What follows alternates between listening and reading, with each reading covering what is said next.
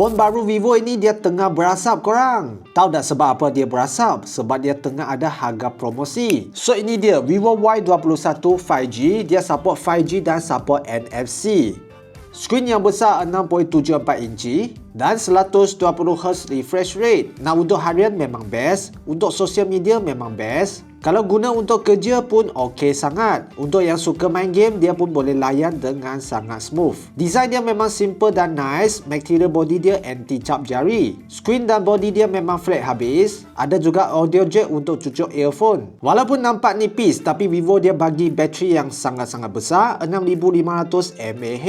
Kalau nak guna sehari pun memang okey sangat. Nak charge pun sangat laju, 45 watt. Body dan design yang cantik, tapi memang tahan lasak juga. Dia ada SGS certified dan military grade drop resistant. So kalau terjatuh tak senang pecah dan ada IP65 dust and water resistant. Kena hujan ataupun kena kotor sikit nak cuci pun dia okey saja. So yang berminat dengan phone baru Vivo ini, korang boleh order sekarang sebelum dia naik harga, dan kalau ada soalan komen di ruang komen.